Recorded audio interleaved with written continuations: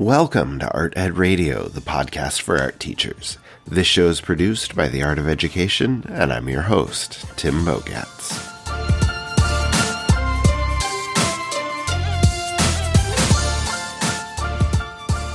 We're going to talk today about those incredibly talented and those gifted students that come through your classroom. The kids that you just stop and say, wow, when you see their work, or the kids who just naturally seem to be great at everything that you put in front of them. Hey, we're going to ask those questions. How do we best help those kids? How do we ensure that the work we give them and the opportunities available to them are actually meaningful and not just busy work or extra work? Hey, what is best for those gifted and those talented kids? I want to talk to Andrew about some of the big picture ideas. How do you identify your gifted and your talented students? What your mindset should be when you're working with and trying to help those students? And what type of mindset you want to develop in your most talented students? We'll also talk about what kind of opportunities you should offer, the best ways to provide those opportunities. Plus, it's Andrew, so who knows where else the conversation might go. But I also want to direct you to some more specific ideas that you can implement in your classroom. And rather than talk about those extensively, I want to direct you to a little bit of reading. I've written a couple articles on the Art of Ed website that talk about what you can do with your most talented students. There's one that asks, what happens when you have a student that's more talented than you? And there's another that I believe is called, I have the next Picasso in my art room. Now what? And those articles share a lot of ideas, like accelerating, where you're allowing students to move through your curriculum more quickly so they can get to those things that they're really interested in and really motivated to do. There's ideas like compacting, how you can condense and modify your instructions so kids can do more challenging, more interesting things. And there are ideas for grouping and for individual instruction. And a lot of these ideas are tenets of gifted education, but they work incredibly well for art instruction as well.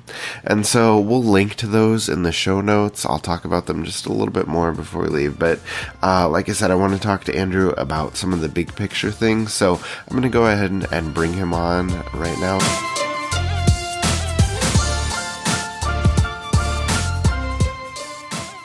And welcoming to the show, Mr. Andrew McCormick. Andrew, how are you? I'm doing good, man. Thanks for having me on. All right. I am glad to talk to you. We're going to talk about our most talented, maybe our gifted students, if you will, and how we accelerate them. And I guess I'll just start with this. How do you recognize when you have a supremely talented student in your classroom? Well, it's pretty obvious and it's pretty instant. Like you throw out a project to your class of, let's say 20 to 30 kids. And it's just like on day one, you're just like, holy crap, this kid is like amazing. And then if you have the luxury of being a middle school teacher where you get to see your kids for a number of years in a row, or a high school teacher, you kind of get to know them and get to work with them. But I think it's pretty obvious. Now, I think, correct me if I'm wrong, I'm no master of grammar or the English language, but the word recognize could mean two things. Like, how do we just identify and spot them? But then we could also take recognize to mean how do we kind of work with them, or how do we acknowledge them? How do we award them, reward them? And I think we'll kind of get into that probably later on, but I do think it's kind of interesting to think about. Yeah, that is kind of a good double meaning with that. Yeah, we will kind of dive into that. But if I can get a little more specific, if we're talking about the really talented kids, obviously they have, a skill set that probably their peers don't possess. Mm-hmm. But I guess, how do you tell the difference? What if the kid in your room is just an above average kid who works really hard? How do you tell the difference between hardworking, good kid with a little bit of art talent and someone who is truly gifted? Well, I think it might be hard if you're a new teacher, but the longer you teach and the more years you have in it, you start to see things where you're just I've never seen anyone do that with clay before, or I've never seen anyone interpret or work so freely or so loosely with their lines or their ink or their wash.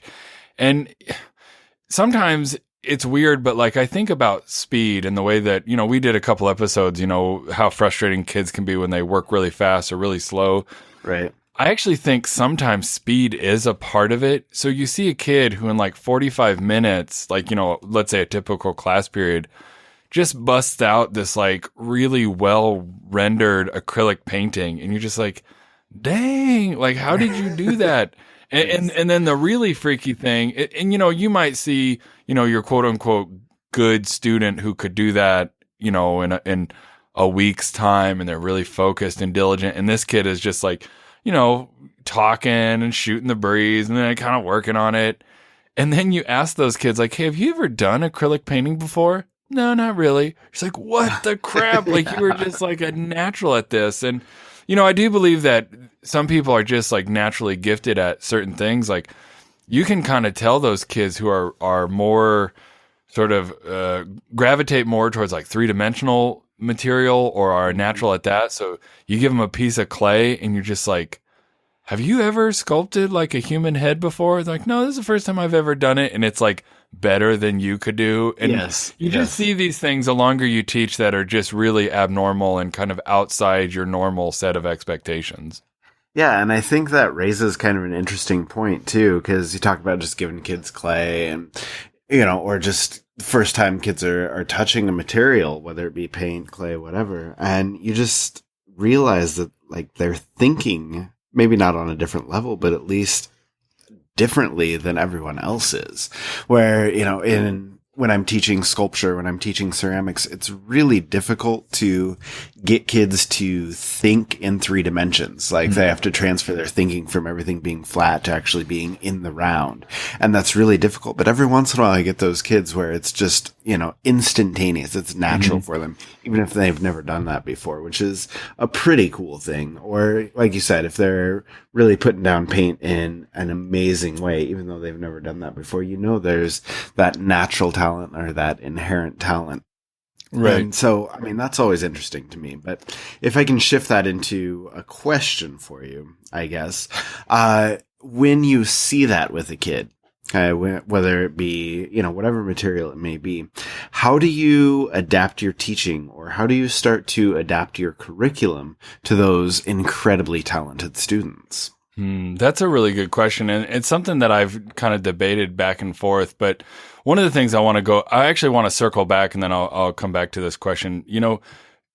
It does happen every once in a while where you get duped by a student and you think that they're maybe like, oh my gosh, this kid's a prodigy. And then you realize like, oh no, they've just been drawing dragons for their entire life. And if I tell them that they can't draw dragons, they're not, you know what I mean? So it's like, they're not interested, and all of a sudden they're not good anymore. Well, and I actually think that's one of the jobs as an art teacher is like when you work with a kid who is sort of outside of your expectations, to push them outside of their comfort zone. And some of it may be like, listen, you're like crazy good at drawing in an anime style or, calligraphy or, these kind of like original characters or whatever, but like, let's try to do observational drawing. And if they struggle at that, then you're like, okay, like you're still like an amazing student and you're like an amazing kid and you have some great skills,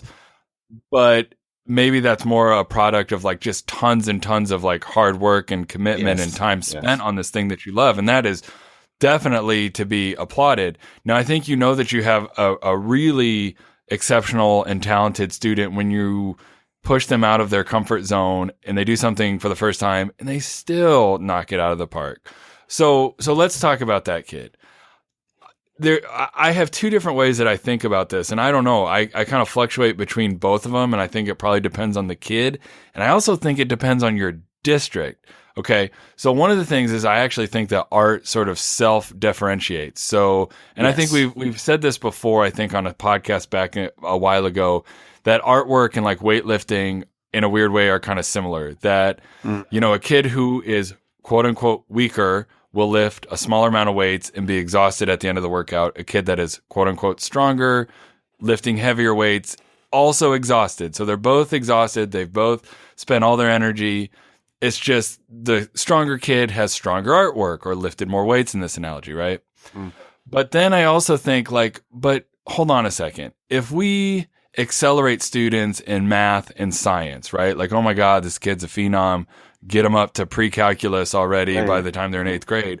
Why don't we do that in art? And there's something to me that thinks like we should be doing that in art, because I think that shows that we're a legitimate skill set, knowledge-based sort of thing. And so here's where I think it depends on the kid. I mean, are they ready for that emotionally, behaviorally, all of that stuff? But then also I think I have an interesting perspective as a middle school teacher. I know that I'm going to be sending my kids on. Are you convinced that the next level teacher can challenge them better than you can in your own classroom?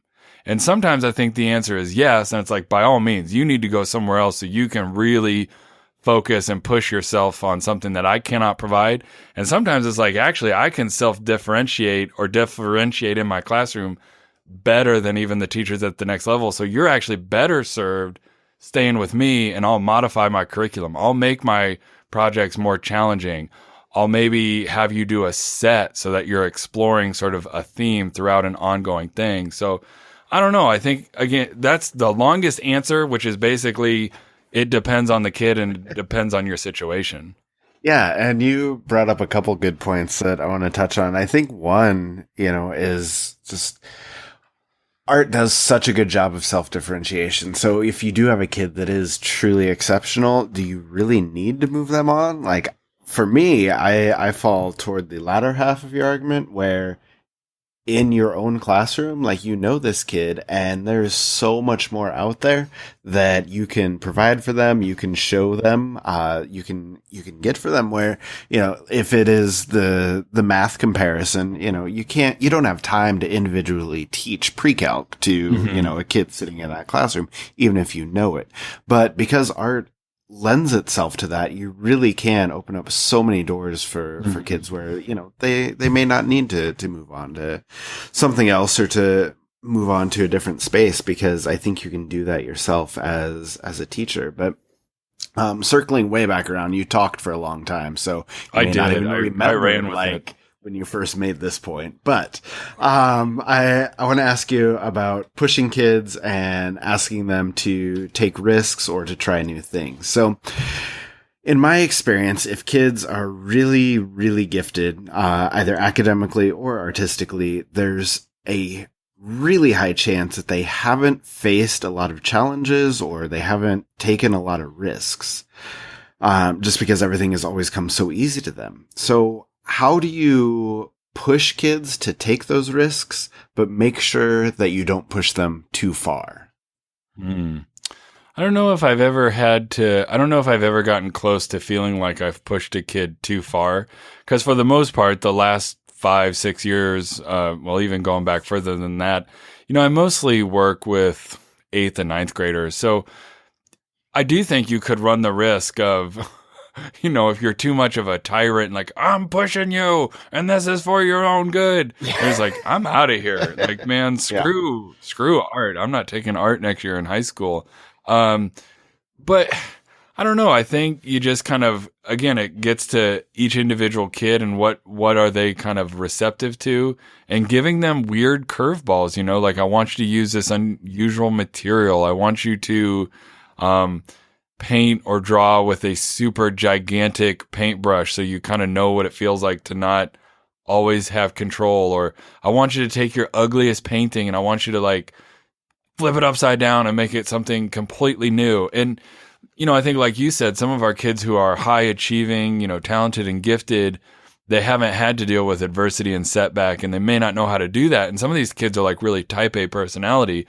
So giving them these curveballs that that they are going to struggle with is really good for them. Now, man, this is so in the weeds right now, and I'm going to sound like the nerdiest art teacher in the world, but the last week I've given my students 5 days of very little sort of like direct guided instruction other than I want you to experiment with India ink and bamboo brushes. And I showed them hatching, I showed them cross hatching, I showed them washes. And I said, I don't want you to work on your final for a really long time. I just want you to play with this stuff. And I think that sort of approach, even just like for one whole week, you cannot do anything that you have a preconceived notion or idea of what it's going to be. I just want you to play. That could really like kind of mind bend like a high achieving student. And the reason I said this sounds really nerdy is that's directly tied to like one of the new National Core Art Standards. I think it's like at the 8th grade level, like in creating, like, can your students create artwork without a preconceived notion?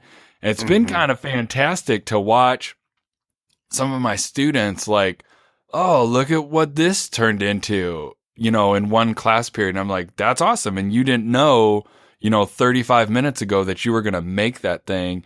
And that approach could be really good also for some of our high achieving, talented kids.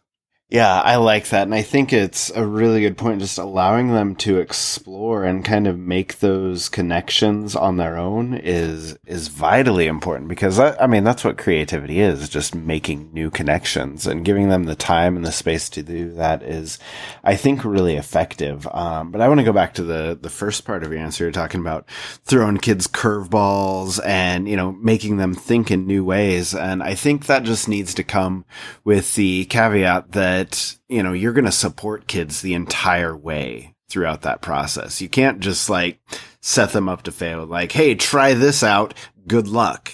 Like, you need to be there to encourage them, to help them, to scaffold learning, to really kind of build them up to that. I don't think that you can just throw that at them and just leave them be. Am I right in that, or do you disagree with me? I take him out into the woods and I let him get lost a little bit. And I actually told him that. And there was like on, day 1 or day 2, I heard 1 or 2 students kind of like, I don't know what I'm supposed to be doing right now.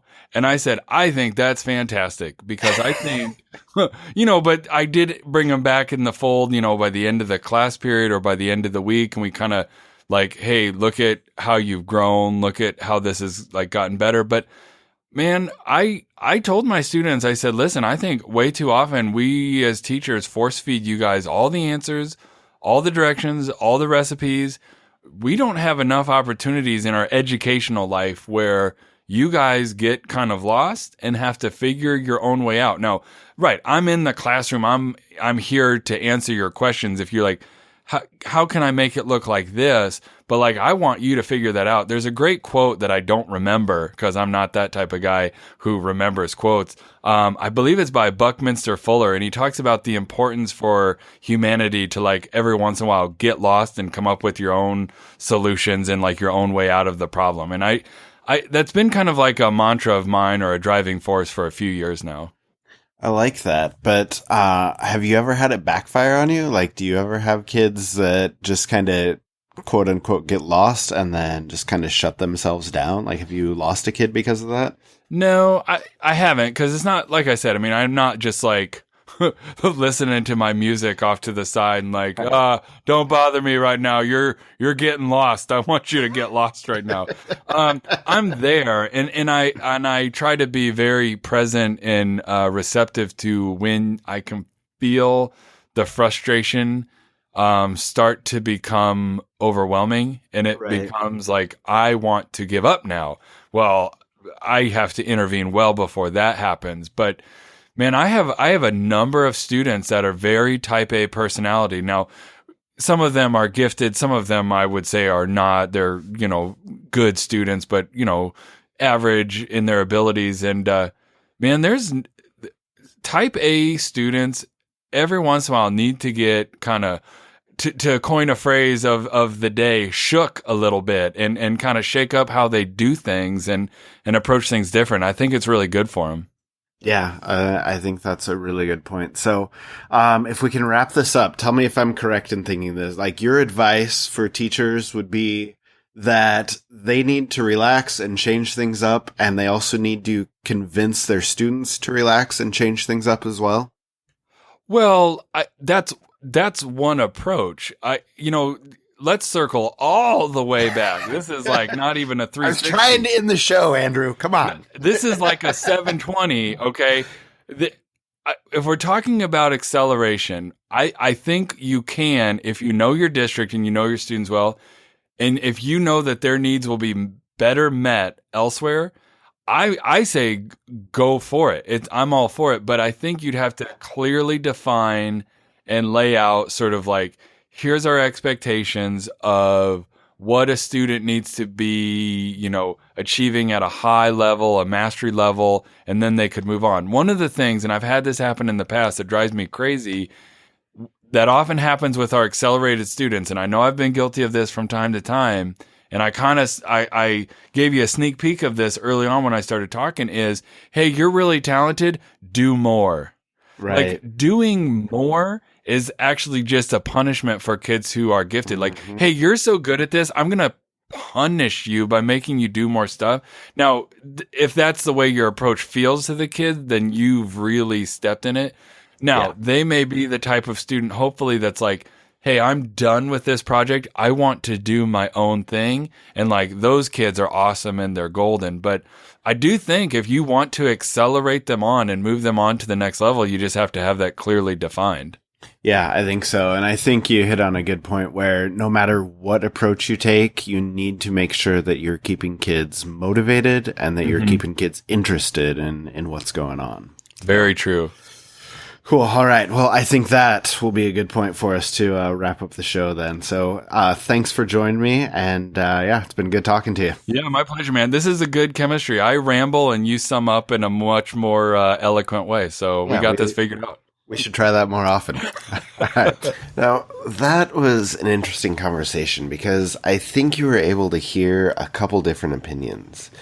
Andrew is more on the side of, differentiation is going to take care of itself in the art room. And I definitely think that as teachers, we need to be a lot more intentional about what we're doing and where we are going. But wherever you fall, I hope that we are able to share some insight into what has worked for us before in our classrooms.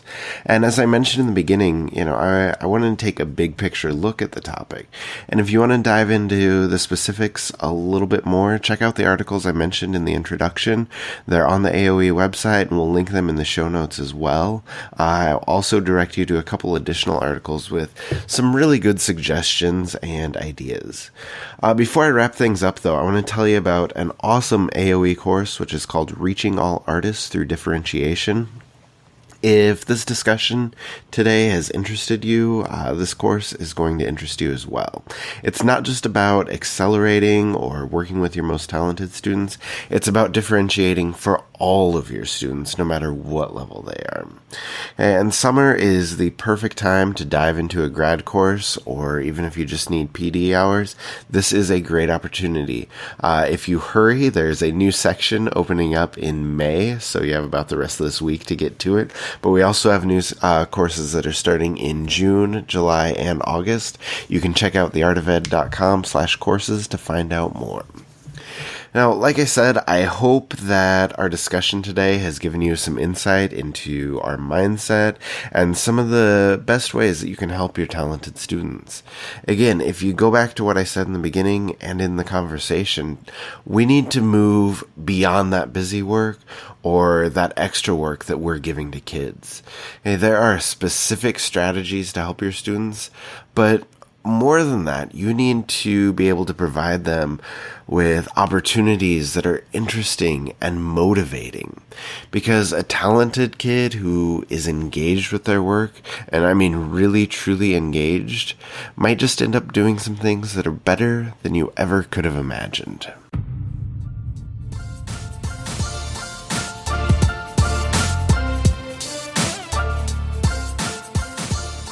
Art Ed Radio is produced by The Art of Education with audio engineering from Michael Crocker. Remember that you can sign up for our email list at artedradio.com. Also, I want to remind you that you can always email Andrew and me at radioguys@theartofed.com. Our inbox has been flooded after the past few shows with questions, with critiques, and with just some simple comments, and we appreciate them all. It's really great to know the different ways people are connecting with the show, and that our discussions are helpful for so many people. So thank you for listening.